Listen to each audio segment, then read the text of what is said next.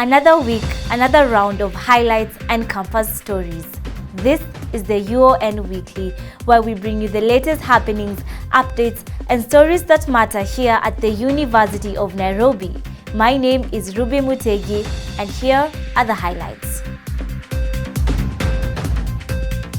The 51st inaugural lecture.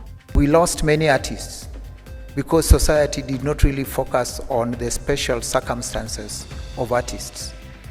It was like artists are like that, and we lost quite a number. Eid celebrations. Kwa with family, tulienda mosque, tukarudi, tukapika, then we ate, and after that we went to have fun out, like tulienda out with the family. And finally, the Alumni Association dinner. I'm proud to report that our association continues to grow as we progress. The University of Nairobi hosted its 51st inaugural lecture on the 29th of March, presented by Professor Peter Wasamba. The lecture, titled "We Are Not Mentally Ill," focused on how literature has influenced public views on madness and mental health. Marceline Omondi has more on this. The 51st lecture of the University of Nairobi by Professor Peter Wasamba was held on the 29th of March to discuss the theme, "We Are Not Mentally Ill." It is more of a stereotype that is popularized and targeting a certain genre or a certain section of profession. Deconstructing the Mad genius trope in the literature sought to highlight the extrinsic and unconventional nature of literature and art. As the literature world continues to count losses of talented writers and philosophers, suicidal causes have persuaded the public opinion on bipolar disorder and mental illness among writers. We lost many artists because society did not really focus on the special circumstances of artists. It was like artists are like that. During his inaugural lecture, Professor Wasamba therefore sought to contradict the long-term public perception on writers concerning mental disorders, noting that isolation leads to creativity. If that is the madness we talk about, then all of us are mad. But if it is madness of abandoning artists to suffer and die, then that one is not madness that we are talking about. Suffering was identified as part of any form of genius, regardless of occupation. Professor Wasamba noted the importance of the University of Life. He advocated for graduates to engage in experiential learning outside the confines of traditional academia, citing that this approach will facilitate a smoother transition into the complicities of life, better preparing individuals for the challenges they may face in their personal and professional journeys. However, it is undeniable that literature continues to be an embodiment of hope in humanizing situations. In literature, we deal with psychological issues. As we create characters, we give them qualities that allow us to get into their heads and engineer their behavior such that they become real. The inaugural lecture not only enriched the integral fabric of the university, but also inspired the future generation of scholars. Professor, continue to mentor, continue to work, and hopefully if there's an opportunity for a second inaugural lecture, we are more than open. Reporting for UNC TV, my name is Omondi Marceline. Elsewhere, the University of Nairobi Alumni Association is celebrating 20 years of partnership with the institution, marking 2 decades of supporting students and university initiatives since its founding in 2005. At a dinner event, members shared their pride in what has been accomplished and acknowledged the challenges that remain. Robert Otieno has the full story. The University of Nairobi Alumni Association has marked 20 years of positive coexistence with the University of Nairobi, touching the lives of many students and linking with the rest of the university. In the colorful event that hosted various guests who had a moment to share together and express their joy for the long-lasting relationship they started back in February 2005. 20 years ago, a group of visionary leaders led by the University of Nairobi Council, the University of Nairobi Management, and alumni of the University of Nairobi saw the need to establish a structured network that would connect and engage alumni in meaningful ways. The organization has had thousands of active members and has successfully disbursed bursaries to needy students, benefiting 3,832 of them. Moreover, they have successfully launched 17 chapter alumni associations and support various University of Nairobi activities both in cash and in kind. I'm proud to report that our association continues to grow as we progress. On her part, the Vice-Chancellor, Professor Margaret Hutchinson, commended the tremendous work the association has done, calling for more support from the members in the upcoming projects. We are looking forward to actually transforming the institution so that when you come back with your support, you will find an institution that is responsive, that is adaptable, that is innovative, and actually moving forward. However, the organization has had its share of challenges, from lack of enough members to financial difficulties.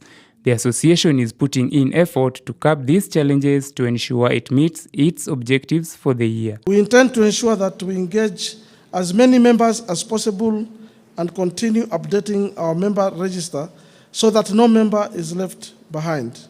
Engagement and support to both the Alumni Association and to our university is not up to the level I tend to see. Reporting for UNCTV, my name is Robert Otieno. In other news, Kenya has launched its national AI strategy, positioning itself as a global leader in artificial intelligence.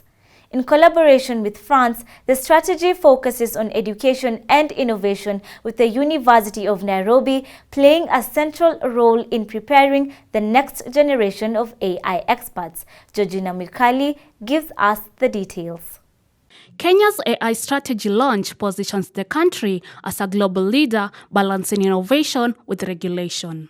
In partnership with France, Kenya focuses on education and training, with the University of Nairobi leading efforts to equip the next generation with critical skills in science and engineering. There are already AI tools in academic libraries with data scientists. The example of Paris-Saclay that is not representative of all universities in France, but half of the employees are data scientists with PhD.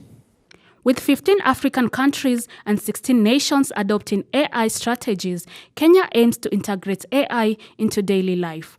The partnership seeks to build the Silicon Savannah and Innovation Park, driving collaboration, economic growth, and technological advancement. We need to, of course, encourage use of AI, but we also need to assist in building those tools of AI so that you can have data that is Afrocentric. AI will boost efficiency, productivity, and job creation across industries, addressing concerns like job displacement and ethics. It will improve decision-making, talent development, and transform sectors such as transportation and industrial operations. It should help you enhance your understanding of a concept, not answering your questions. So you should use AI responsibly. The AI strategy launch marks Kenya's commitment to technological progress, paving the way for sustainable growth, innovation, and leadership in the AI development. Reporting for UNCTV, my name is Georgina Mwikali. Moving on, as Idul Fitri celebrations wrap up, Muslim students at the University of Nairobi reflect on a month of spiritual growth. While many students returned home to celebrate with their loved ones, others on campus faced feelings of isolation, missing the festive atmosphere they had left behind. Nuru Niazaro reports on how this year's celebrations turned out at the University of Nairobi. For most Muslim students, Eid marks a journey home, a time for family reunions and shared meals after weeks of fasting. For commuting students, they opted to head home and experience the beauty of celebrating with family. Since ilikuwa at home na tulikuwa with family, tulienda mosque, tukarudi, tukapika, then we ate, and after that we went to have fun out, like tulienda out with the family. But not everyone found solace. Others wished they would stay in school with the bonds they had formed with their friends that felt like family and that meant more fun as age mates who shared the same faith. I could have liked to celebrate my Eid Day here in school, but suddenly I'm a student who lives at his home. While those students who stayed in campus expressed their frustrations, the void of family gatherings and no place to be shared, a culture they were used to, felt eroded as the big day was like a normal day to them. You know, there is not that boredom that you experience while you're in the hostel. Basically, you know, like Eid in Nairobi is totally different from Eid in Mombasa or Lamu. Like, you know, here everyone is so far from each other. So it's not possible for you to expect it to be like the way it is in Coast. The Muslim Students Association of the University of Nairobi, Msaun, organized a visit to Ibrahim Orphanage, sharing food with the children to give smiles to both the orphans and those who felt left out. This was in addition to the Grand Iftar, which is a meal taken together after breaking the fast at least once a week. The whole Ramadan, actually, not Eid only. The whole Ramadan, they had this program where we paid money and we had to go for food at whole 20 bucks. As the semester resumes, many carry forward Ramadan's moral lessons, sacrifice, reflection, and discipline while hoping for a more accommodating environment next year. Reporting for UNC TV, my name is Noru Niazaro. Now you're up to date with the UON Weekly by UNC TV. Remember to catch the next episode right here on YouTube and follow us across all our social media platforms for updates. My name is Ruby Mutegi.